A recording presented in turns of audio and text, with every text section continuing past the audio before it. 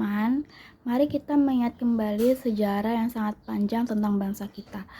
Bangsa Indonesia bukanlah bangsa yang kecil. Bangsa Indonesia adalah bangsa yang besar, kaya raya dengan sumber daya alamnya, dan berada di jalur perdagangan internasional.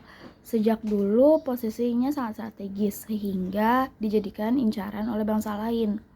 Nah, bangsa Portugis datang lebih dahulu, disusul Spanyol, kemudian Belanda yang paling lama menjajah kita, lalu Inggris sampai Jepang. Semua datang bukan untuk bersahabat, tetapi untuk menguasai, mengendalikan, dan mengambil keuntungan sebesar-besarnya. Berabad-abad penjajahan membuat rakyat Indonesia menderita. Kekayaan alam kita diserut habis, tenaga rakyat diperas, bahkan harga diri bangsa diinjak-injak. Namun, meskipun pahit, dari penjajahan itu lahirnya kesadaran baru tentang pentingnya persatuan, semangat perlawanan, hingga tekad untuk merdeka. Hari ini, kita akan membahas tentang dampaknya penjajahan bagi bangsa Indonesia dan kaitannya tentang masa sekarang. Pertama, ada dampak politik. Di bidang politik, penjajahan sepenuhnya menguasai pemerintahan. Rakyat pribumi tidak punya hak suara, sehingga semua keputusan, semua aturan ditentukan oleh penjajah. Pada masa VOC, misalnya, rakyat tidak boleh menentukan harga jual hasil bumi. Pada masa Belanda diterapkannya beberapa sistem pemerintahan kolonial, seperti tanam paksa, politik pintu terbuka, hingga politik etis. Semua kebijakan itu dibuat bukan demi kepentingan rakyat Indonesia, namun demi kepentingan Belanda. Tetapi dari tekanan politik inilah yang muncul kesadaran nasional. Rakyat mulai menyadari bahwa untuk bebas kita harus bersatu. Dari sinilah lahirnya organisasi politik sosial yang kemudian menjadikan cikal bakal pergerakan nasional seperti Budi Utomo, Serikat Islam, Indies Party, hingga Partai Nasional Indonesia di bawah Soekarno. Lalu kaitannya sekarang apa? Jadi kaitannya sekarang, hari ini kita kan sudah punya sistem demokrasi.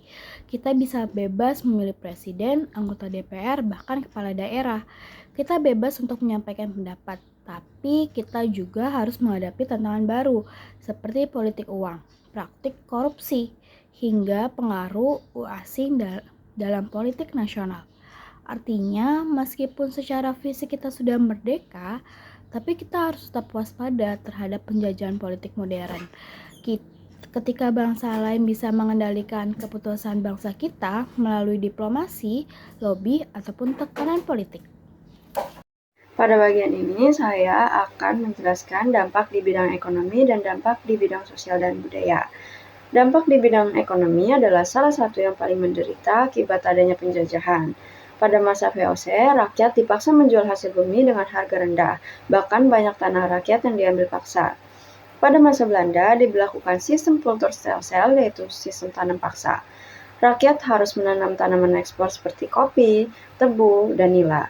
Hasilnya akan dijual ke Eropa dengan harga yang tinggi, tapi rakyat sendiri kelaparan. Kerja rodi juga diterapkan, rakyat dipaksa membangun jalan raya, benteng, pelabuhan, dan perkebunan untuk kepentingan penjajah tanpa upah. Akibatnya, ekonomi rakyat ini hancur. Kemiskinan yang merajalela, sementara Belanda dan sekutunya hidup makmur. Kaitannya dengan masa sekarang adalah, setelah merdeka, bangsa kita berusaha mengambil alih kembali aset ekonomi, namun jejak penjajahan masih terasa. Banyak tambang emas, batu bara, minyak, bahkan perkebunan besar masih dikuasai perusahaan asing. Kita juga masih bergantung pada impor bahan pangan dan utang luar negeri. Kondisi ini disebut neokolonialisme, ekonominya itu penjajahan gaya baru yang tidak lagi menggunakan senjata, melainkan sistem perdagangan global, investasi asing, dan hutang. Namun ada pelajaran penting. Dari penderitaan masa lalu, kita jadi sadar bahwa kemandirian ekonomi itu sangat penting. Gerakan cinta produk lokal, semangat wirausaha, hingga pembangunan industri nasional adalah salah satu cara agar kita tidak dijajah lagi secara ekonomi. Ada dampak di bidang sosial dan budaya. Dampak di bidang sosial dan budaya ini, penjajahan menerapkan sistem stratifikasi atau kelas sosial. Orang Eropa ditempatkan di tempat yang paling tinggi, orang Timur asing seperti Tionghoa, Arab, dan India ditempatkan di lapisan menengah. Sementara pribumi orang asli Indonesia ditempatkan di posisi yang paling rendah. Sistem ini membuat adanya diskriminasi dan kesenjangan sosial yang sangat terasa. Selain itu, masuknya budaya asing juga membawa pengaruh yang terbagi menjadi dua.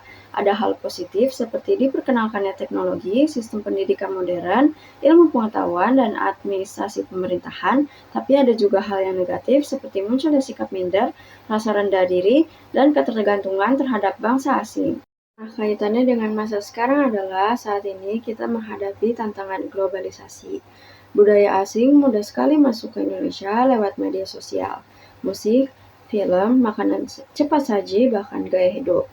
Kalau tidak hati-hati, generasi muda zaman sekarang bisa kehilangan identitas. Misalnya, lebih bangga menggunakan bahasa asing daripada bahasa Indonesia, seperti suka budaya luar daripada budaya bangsa sendiri. Namun, di sisi lain, sisi positifnya itu kita juga terbiasa hidup dalam keberagaman. Indonesia hari ini adalah bangsa majemuk yang kuat karena adanya perbedaan. Tugas kita adalah menjaga identitas bangsa dengan cara mencintai budaya lokal, melestarikan seni tradisional, dan menjadikan keberagaman sebagai kekuatan bukan sebagai kelemahan. Yang keempat, dampak pendidikan. Pada masa penjajahan, pendidikan hanya diperuntukkan bagi kalangan tertentu, terutama anak-anak bangsawan, keluarga pejabat, atau orang-orang yang dekat dengan pemerintahan kolonial. Hampir seluruh masyarakat pedesaan tetap hidup dalam kebodohan yang disengaja. Tujuannya jelas, agar rakyat tidak bisa berpikir kritis, sehingga mudah diatur, tunduk, dan tidak melawan. Namun, dari sedikit orang berhasil masuk sekolah, justru lahir tokoh-tokoh besar yang kelak memimpin bangsa menuju kemerdekaan. Misalnya, Soekarno yang menjadi proklamator, Muhammad Hatta yang dikenal sebagai Bapak Koperasi, Sultan Syahrir sebagai Perdana Menteri pertama di Indonesia, dan Ki Hajar Dewantara sebagai Bapak Pendidikan Nasional. Mereka membuktikan bahwa pendidikan bisa melahirkan kesadaran politik, keberanian melawan, dan cita-cita untuk merdeka. Kaitannya dengan yang sekarang, setelah Indonesia merdeka, pendidikan akhirnya dijadikan hak setiap warga negara. Hal ini tercantum jelas dalam UUD 1945 pasal 31. Semua anak berhak mendapat pengajaran bukan hanya dari kalangan kaya atau bangsawan. Namun, masalah baru muncul. Kualitas pendidikan Indonesia masih belum merata. Sekolah di kota besar sering lebih maju dibanding sekolah di desa, yaitu ada kesenjangan fasilitas seperti buku, laboratorium, akses internet, dan tenaga pengajar. Bahkan ada perbedaan mencolok antara wilayah barat dan juga timur Indonesia. Contohnya, sekolah di Jakarta bisa belajar dengan komputer, internet cepat, bahkan kurikulum internasional. Sementara itu, masih ada anak-anak di Papua atau pedalaman Kalimantan yang harus berjalan jauh berjam-jam hanya untuk sampai ke sekolah. Bahkan, belajar di bangunan sederhana dengan kursi seadanya. Sejarah penjajahan mengingatkan kita bahwa bangsa yang terbelakang pendidikannya maka akan mudah dijajah. Maka, generasi muda sekarang harus semangat menuntut ilmu bukan hanya demi meraih cita-cita pribadi tetapi juga demi memajukan bangsa. Kalau dulu senjata perjuangan adalah bambu runcing, maka hari ini senjata kita adalah ilmu pengetahuan. Yang kelima yaitu dampak psikologis dan mental. Selain fisik, penjajahan juga meninggalkan luka psikologis yang dalam bagi rakyat Indonesia. Selama ratusan tahun dijajah, rakyat terbiasa hidup dalam ketertekanan seperti diperintah, dipaksa tunduk, dilarang melawan, bahkan dihukum jika berani membangkang. Kondisi ini membentuk mentalitas tertentu seperti sikap pasrah, rendah diri, minder, bahkan merasa bangsa kelas 2. Bayangkan, jika selama ratusan tahun orang pribumi dianggap hanya sebagai pelayan, pekerja kasar, atau buruh perkebunan, tentu pola pikir itu terbawa turun-menurun. Nah, kaitannya dengan sekarang yaitu warisan mental ini ternyata sebagian masih terasa sampai hari ini. Misalnya, kita sering menganggap produk luar negeri lebih bagus daripada produk dalam negeri. Padahal banyak produk Indonesia yang kualitasnya tidak kalah, bahkan diekspor ke mancanegara. Kita kadang merasa bahwa orang asing pasti lebih pintar, lebih keren, lebih unggul daripada orang Indonesia seperti kita. kita.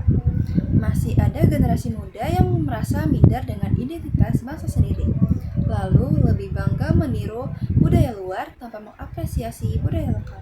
Contoh nyatanya seperti maraknya budaya K-pop atau budaya barat di kalangan remaja.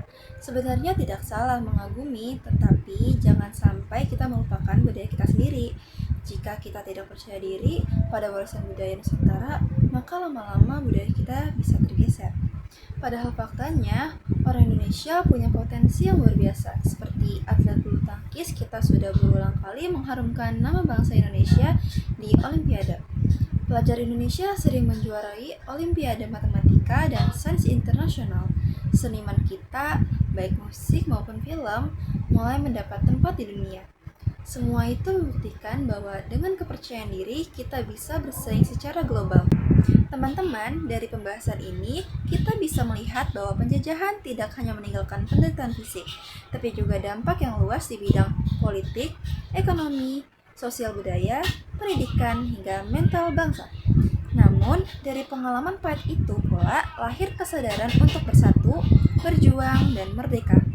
Hari ini kita memang sudah tidak lagi dijajah, tetapi bentuk penjajahan modern tetap ada melalui politik, ekonomi, budaya, bahkan teknologi. Tugas kita sebagai generasi muda dan juga pelajar adalah menjaga kedaulatan bangsa.